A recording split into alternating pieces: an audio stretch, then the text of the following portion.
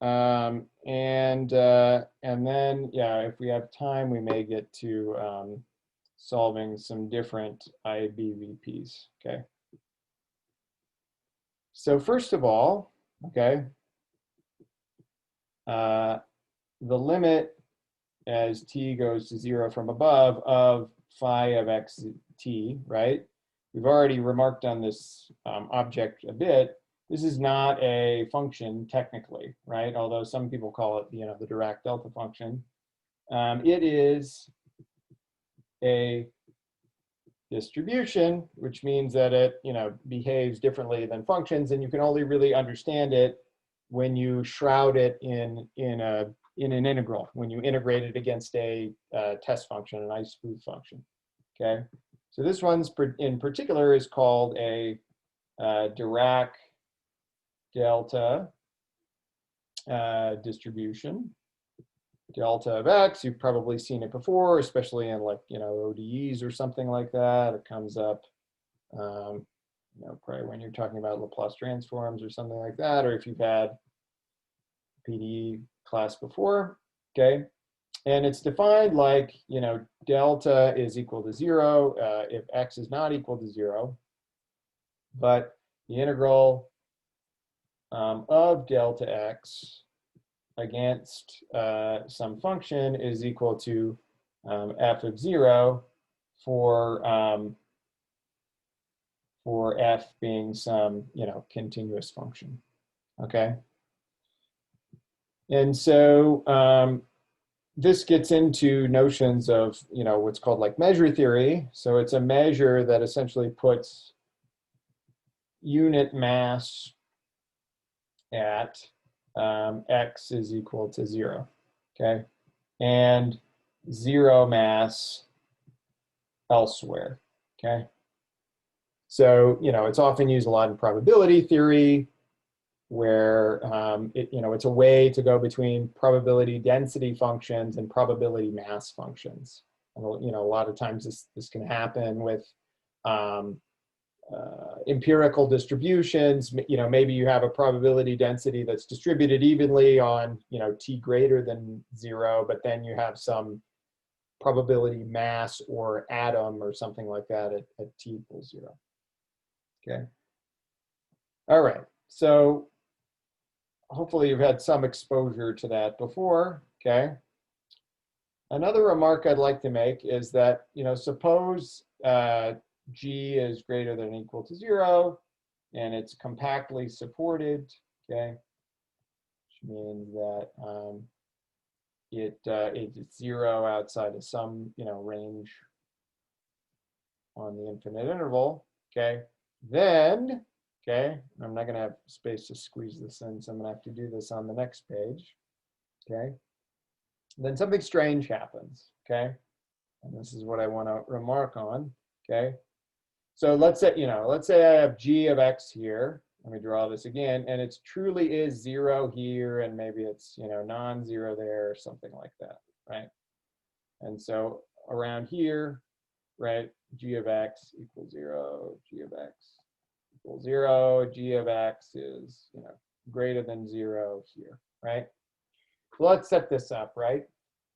Well, what happens is if I have that ut equals k uxx, and then u of x0 is equal to g of x on our domain, what happens, let's say for u of xt, for t greater than 0, it's going to spread this initial condition out.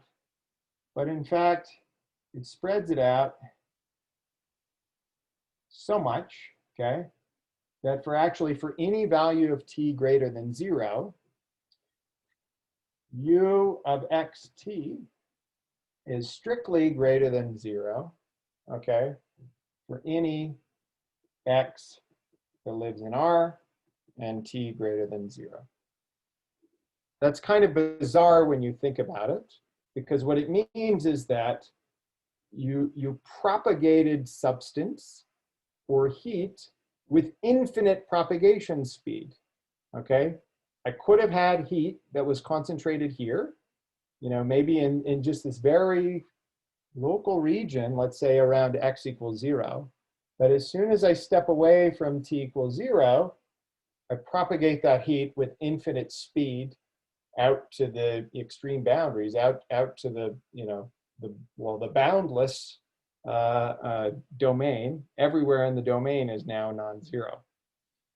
What the heck is going on? I have infinite propagation speed. That's bizarre. And all I can say is that, things can happen in continuous partial differential equations that are not reflective of the discrete systems that they're meant to model, right? The world at its most granular level is not continuous. There's some point at which you hit the discretization of the universe, right? And that's not being captured by this partial differential equation, okay? So this is a mathematical property of this partial differential equation that is not a true physical property. And of course you get all sorts of advantages by dealing with a continuous system, but this is just something to keep in mind. And in general, you can do all sorts of things like say, well, I'm going to round everything, below some machine epsilon or whatever to 0, and you can sort of make the propagation speed finite if you want to translate this model in some way. But that's something to be aware of. Okay. Zach? Yeah. I have a few questions. So if we do like numerical simulations using I don't know, finite differences or something, those simulations will enforce a finite speed of propagation just because of the dependency. But I guess, is it the case that as you take I guess I'm asking, if we were to do analysis on those finite differences as the mesh size goes to 0, would it result in the PDE again and have infinite speed of propagation? Yeah, I mean, that's typically what you hope for with a finite difference method. I mean, there are peculiar things that can happen, but yeah, if you use center difference on the second derivative and, a forward Euler step on time, you can show that in the limit as delta t and delta x go to 0, you recover the PDE. And in fact, that's another way of deriving the diffusion equation, is to start with a discrete system and then take those delta t and delta x limits. And so this kind of bounding that you always do in numerical analysis, where you say, oh, my error is bounded by delta x squared or something like that, right? That's going to be related to how small this infinite propagation speed effect is going to be if you compare a discretized system with the continuous system, right?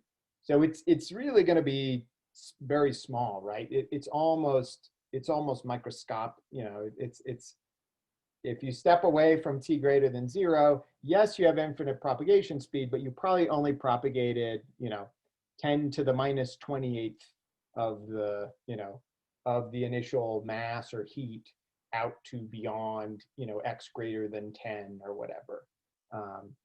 So that it can give you a sense of how serious that infinite propagation speed effect is.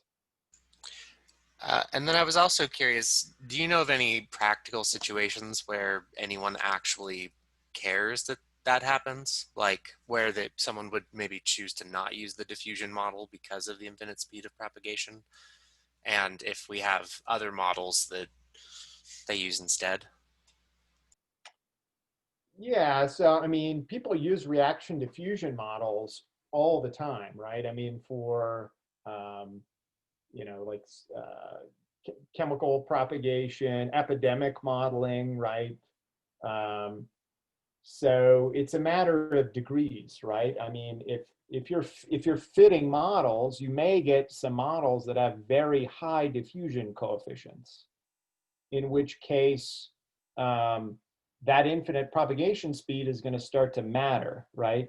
Because you could say, I know, whatever, I have some group of people that are only traveling by foot or whatever, in some remote village or something like that. How quickly is a disease outbreak in that population going to affect the next town over, right? Well, there's some non-zero probability that like a village 1,000 miles away the very next day is going to have somebody with that disease show up in the model. That's not going to happen in reality, right? I mean, it's a shortcoming of this simplified model, right? So you would care about that in that case. But they're kind of quick fixes, right? Where you can truncate the density, outside some finite propagation region or something like that. I assume that if you were to adopt a different model that, did go to zero, it would have to be I was going to say possibly piecewise manner, so you'd lose the nice C infinity nature of the solution probably. Yeah, you could do some kind of hybrid thing, like, where you have different layers, right? So it's, everything's diffusive in here, right? But then you have a boundary here, right? So you can always set up boundaries in your problem where you say, I have some flux limitation here that would, prevent stuff from propagating over into here infinitely fast. Yeah, but yeah, you would lose the cleanness of a nice continuous domain. So you get away those things. I suppose if you did something like that, that was translation invariant, that would be like a non-local property, and probably the best you could do is like an integral equation. If it was always like from this point it could only propagate this far, and you allowed that to vary over the domain. Right. Yeah. You can do it. Right. You can get integral differential equations then that limit the propagation speed, and yeah, you can build in like delays and stuff like that. Yeah. Okay. I have one more remark, and then that'll probably be a good place to stop. Sorry, I know I'm kind of right at 12:20 now, but I just want to wrap this up so we're kind of done with this piece. So let's suppose that G is continuous and bounded as we did, right? But G is not C1, okay? Well, it turns out that U is still C infinity anyway, right? I mean, we already showed this in the very first property that we proved, right? But it's worth remarking on again. So essentially the heat equation smooths solutions, okay, immediately. Okay, and this is of course related to this infinite propagation speed, right? And so we basically get increasing regularity of solutions as T increases, right? So we can have, we can start out with, maybe like a ramp function like this. And what's going to happen as soon as we step away, so if this is our G of X, as soon as we step away from T equals 0, we're going to get this nice smooth C infinity function. So this is U of xt for T greater than 0. Okay, so all the sharp corners in our initial condition get smoothed out immediately. And so not only is this nice for proving regularity results and things like that, but it also helps with like bounding series solutions and things like this, because we have as much continuity as we like as we start to differentiate terms. Okay, so I want to circle back to that. I think maybe yeah, I have an example that sort of highlights that for the lecture I'm going to record. But that's it for today. So yeah, I'll record another lecture like I always do for Friday, and then remember, yeah, we can't do in person today because on Friday because everything's shut down. So we'll just be online for the problem session on Friday. And again, on Friday, we don't always have to do problems. If you want to circle back to some part of the lectures from the previous week that didn't make sense or whatever, we can do that. We can have more of a Q&A like that. We can do a mix of working problems and yeah, kind of lecture Q&A. So sorry, I knew I went a bit over, but are there any other questions before we wrap up for today? Do we know if the solutions are also analytic, or like maybe depends on G? Yeah, so analyticity, I don't know if you need any other conditions for this. I mean, I would think so. I mean, can you think of a counterexample where you would have a C infinity, a non-analytic C infinity function? Yeah, the bump function. It's like infinitely smooth, and then it tapers off to 0, and it's flat outside of. Oh yeah, okay. So that's an issue of if you can have compact support. If you have compact support, but again, you're not going to have compact support of your solutions to the heat equation. So a counterexample like that could not show up.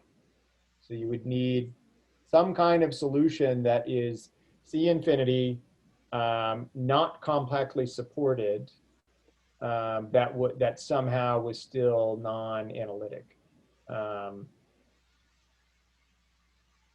Yeah, so I don't know. Well, I mean, I'll you look it could up. always just like string a bunch of them together infinitely, and like you could contrive of examples, but I guess the more direct question is, do we know that the Taylor series converge, or that it's like complex differentiable or something? It's probably not very, I don't know how useful it would be to know, but Yeah, it would be uh, interesting if it turned out to be also analytic. I'm gonna look it up, and I will. If I have an answer, I'll put it in the video. Or just add it to the homework. Yeah, right. Sorry, everyone. And thanks, Sage, if you see that on the exam. So, all right. Yeah. Also, I want to make a remark about the exam. Yeah, I know we're still going over time. Oh, yeah. So, the exam is probably not going to cover heat equation. I usually put that on the second exam. So you're going to have one method of characteristics problem and one wave equation problem on exam 1. But obviously heat equation is going to be on the homework that's due coming up. But I just wanted to make sure I delineate that so you can focus your studying. So cool. All right. Well, if there's nothing else, see you all on Friday. Although I know, yeah, maybe a couple people had like homework questions they wanted to ask, so you're welcome to stick around for that too. So otherwise, see you all on Friday. Thanks, Zach. Thank you all. Thanks, Sage. Is this a general property of solutions being C infinity and everything becoming smooth immediately a general property of parabolic equations? I think so. I think it happens more generally. I don't know how tightly you have to restrict the problem, but it comes from the fact that you have a diffusion operator tends to mollify things because essentially it's like convolving with something that's Gaussian like. So you would also get this with something like an advection diffusion equation. I don't know how many more bells and whistles you can put on the diffusion equation and still have this nice property, but definitely there are other parabolic equations where this works too. Because I'm trying to put together in my head what, if there's anything I can generally expect from a parabolic equation or a hyperbolic equation or you know, elliptic. Parabolic tends to be, yeah, smoothing, and hyperbolic tends to be translating. And then I think, you know, elliptic also has a smoothing property too that we'll talk about. I mean, elliptic, it's more, yeah. So there are a lot of similarities between parabolic and elliptic, because elliptic equations are often steady state equations or parabolic equations. So, you know, like the steady state heat equation is an elliptic equation. So those are, you know, much closer to each other. And then they're quite distinct from hyperbolic, which tend to translate. So they, you know, you get wave-like solutions. But the smoothing property, yeah, I think it, you know, it shows up generally in parabolic and elliptic. Okay, cool. Thanks. No problem.